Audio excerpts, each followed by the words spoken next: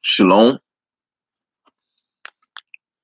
I like to say Kal Halal, Yahweh Baha, Shem, Yahweh Shah, Salakia Yasha Allah, Abba. All praises to the elders, double honors. Also the elect, because that's what that's who this word is about. This word is about the elect, about the 1/3, because only 1/3 of Israel can fully come to the understanding of this truth. Because many are called, but few are chosen. There it is right there. But we're in important times right now. And we're going to turn into the book of Obadiah. Obadiah. And we're going to get to the first chapter because the book is nothing but one chapter. This is the smallest book in the Bible. So we're going to go to chapter 1, verse 12 through 21. But we're going to start at 12. It said, "But thou should not have looked on the day of thy brother in the day that he became a stranger." Right. These so-called white people, as you know, Esau is the so-called white man. His whole book is all so-called white people. But they are our brothers. We come out the same womb. But one was set up for what? One was set up for evil, and one was set up for good. It says, "But thou should not have looked on the day of thy brother in the day he became a stranger." Right, because we came strangers when we lost our what? We lost our power. We lost our rulership. When we lost our rulership, that's when the heathens came into the gates of Jerusalem and took us captive, started burning our cities down, ravishing our wives, taking our gold, taking our possessions. We pretty much were stripped of everything. Excuse me, everything. Not some, but everything. So he says, "But neither should thou have rejoiced over the children of Judah in the day of their destruction." Right. Because that's how Esau, is how these proud people are. They're rejoicing. Still to this day, they make a mockery of our destruction, of our poverty. Because what? Poverty is what destroys the poor. It says that in the scripture, destruction of the poor is their poverty. But wisdom, knowledge, and wisdom will be what? Will be your stability in times of your trouble and the strength of your salvation. So, so these people they laugh at us, man. They mock us. Let's get that because what? We're gonna go why they do this. We're gonna go into Psalm. Bear with me. Psalms 58:3.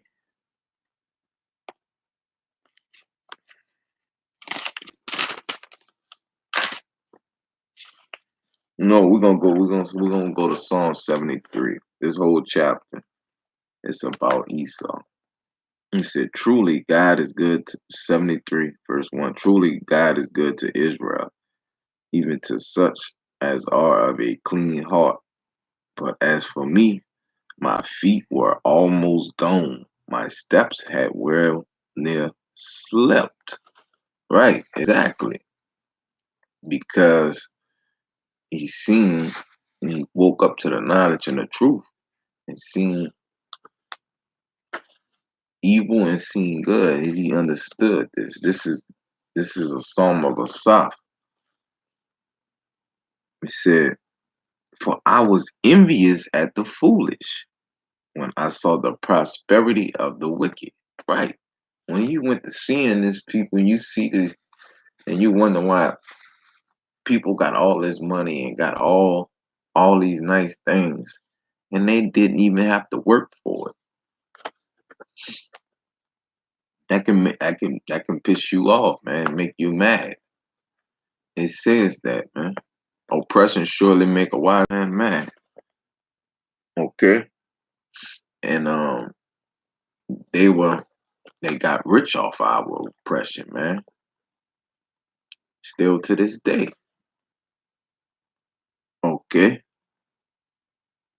It says, "For I was envious at the foolish when I saw the prosperity of the wicked, for there are no bands in their debt, but their strength is firm." Right. Their strength firm. And it's talking about these top elite ruling class banking families that controls America, which are from the stock of Esau, or to be specific, Amalek, or the Amalekites. That's who they are. Because just like Jacob had 12 sons, Esau had 12 sons. So, you know what I'm saying? So he says, "They are not in trouble as other men, neither are they plagued like other men. Therefore pride compasses them about as a chain, violence covered them as a garment." Right. Violence do cover them as a garment, because that's who Esau is. That is what Esau has to do. That's what he was made for, to do nothing but evil. He is the whipping stick of Yahweh. He was made for evil. It tells you that. Let's go to let's get that too. Let's get that right now. That's Romans 9 and Romans 9 verse 8. And we'll start at verse 7. "Neither because they are the seed of Abraham are they all children." Right. Because they come from the seed of Abraham, that don't mean that they are of Abraham's stock. The blessing was for Abraham, Isaac, Jacob, not Abraham, Isaac, Esau. Okay? You bear with me.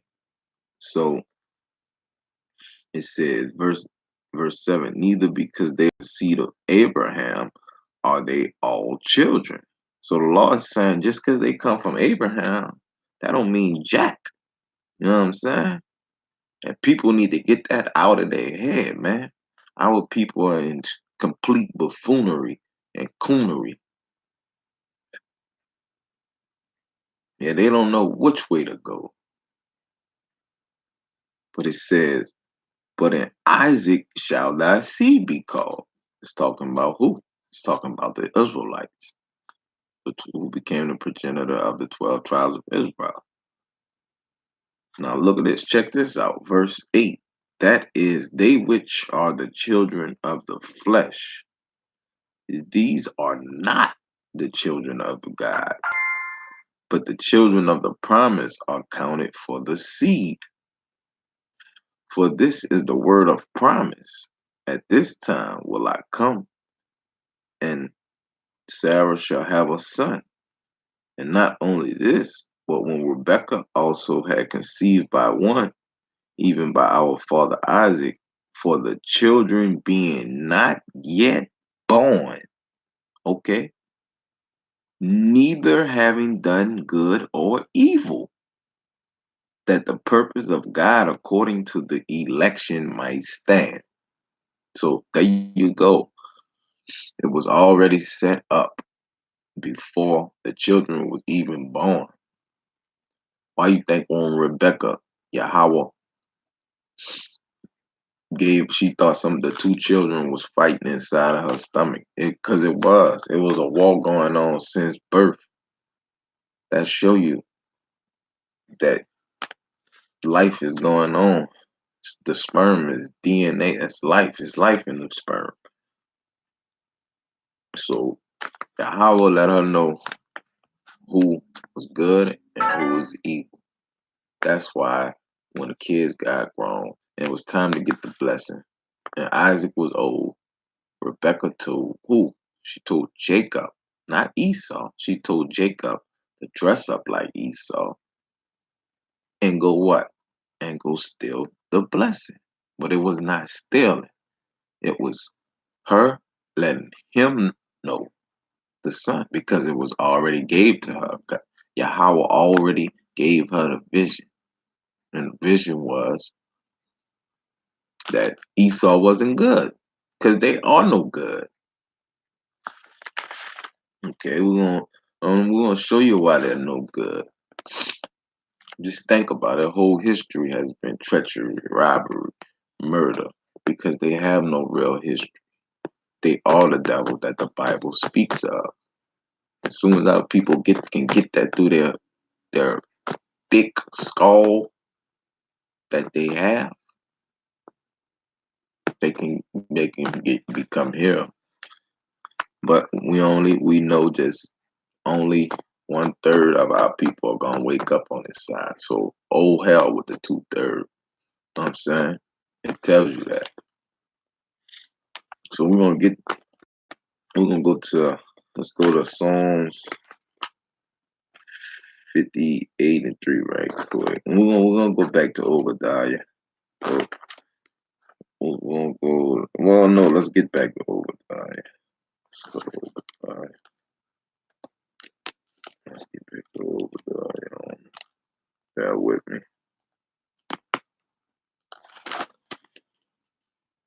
Obadiah verse 12. It said, "But thou shalt not have looked on the day of thy brother in the day that he became a stranger, neither should thou have rejoiced over the children of Judah in the day of their destruction, neither should thou have spoken proudly in the day of thy distress. Thou shalt not have entered into the gate of my people in the day of their calamity." Right? And they did enter into our gates. They into our gates plenty times. They entered into the gates of Jerusalem during the time of the Maccabees. During the time of the Greeks, of Alexander the Greek, and during the time of the Romans in 70 AD, when the three tribes that was in Jerusalem fled, which a lot of people don't know. That Islam bullshit was another way the so-called white man to go into Jerusalem. They used Muhammad and that Islam, not Muhammad, that fake prophet to go into Jerusalem and deceive our people with Islam. Because what? The Arabs was actually had power during this time. Our people forget about these funky, nasty Arabs had us in captivity too. So these Edomites has always entered into our gates. It said, "Thou shalt not have looked on their affliction in the day of their calamity, nor have laid hands on their substance." There you go. And what's another word for the word substance? It mean your possessions, mean your money, mean your goods, your livestock. And that's what they did. They got everything. Okay? It says, verse 14, "Neither should thou have stood in the crossway to cut off those of his that did escape." Right.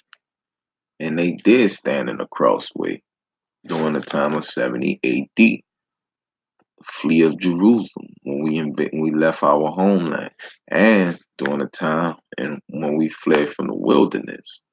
We went into the wilderness, into the exterior parts of Africa, which was West Africa.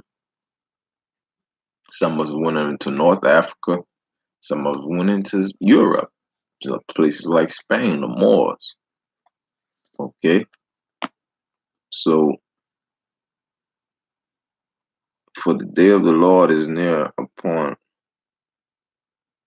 verse 14 is cut off those that did escape. Neither should thou have delivered up those of his that did remain in the day of distress. Right.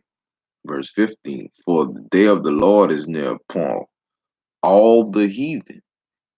And we are in the day. That day is now. These times are now. And the day is Lord upon all these nations because why? We are the apple of Yahweh's eye. They should have never touched us. You know what I'm saying? And why? And God is, and Yahweh is the who? He's a father of revenge. He's a man in Exodus. It tell you he's a man of war. The Lord is his name. You know, cause we're gonna put our foot up their ass, man. Mainly Esau, but we're gonna get you Arabs.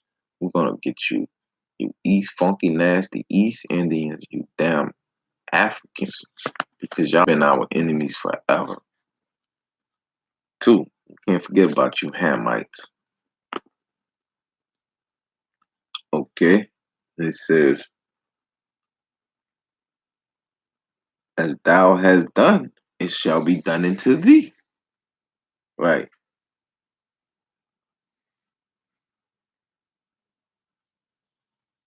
Thy reward shall return upon thy own head. For as ye have drunk upon my holy mountain, so shall all the heathen drink continually. Meaning, Yahweh said, keep on, keep doing y'all, have fun, live it up. Because what?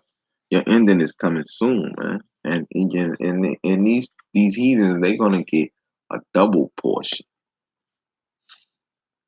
Like when you eat and you go back and you get second, guess what?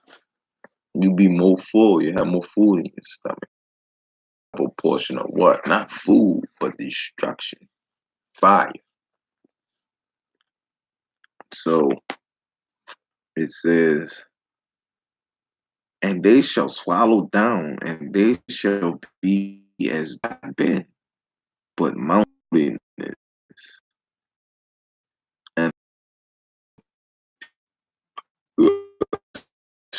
that's revenge right there. Because Yahweh is a man of war, and he is a man of revenge. And he's going to redeem his fellow when when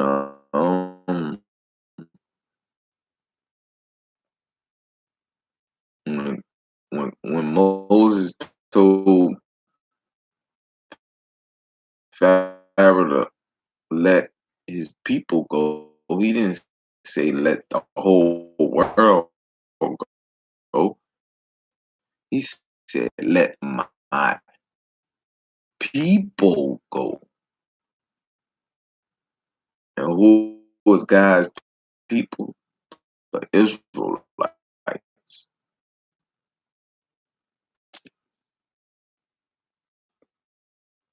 Okay.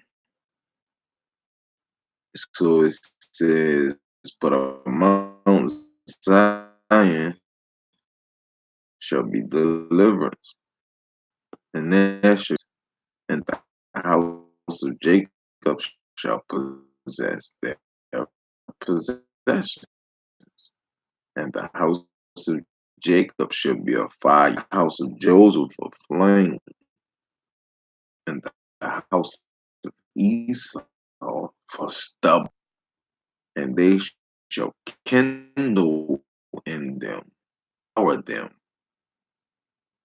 and there shall not be from the house of Esau. So that cut that bull crap. No, Esau can't be saved, man. If you want to call hardcore captivity, then being exterminated, saving, okay. Well, you have your little saving grace, you know. And to show you niggas like that is okay. And they're gonna learn to respect us and be leadership, and they're gonna be at peace. Tells you that none of the nations that will be cut off, serve us. We're gonna cut you off. We're gonna cut you. The elder said we're gonna cut you off because what we used to call them boys. They are boys. Hey, you're gonna serve me, boy. It says 19 possessed the mount of Esau and the Philistines, and they shall possess the fields of Ephraim and the fields that on that side of land. I possess all that land of Israel, Iranian, Middle East. That's that. Even parts of Africa, the plain of the Philistines. Philistines are what Hamites. We're gonna possess the city of the whole Israel shall possess that. So right there, the Hamites. We're gonna possess those people.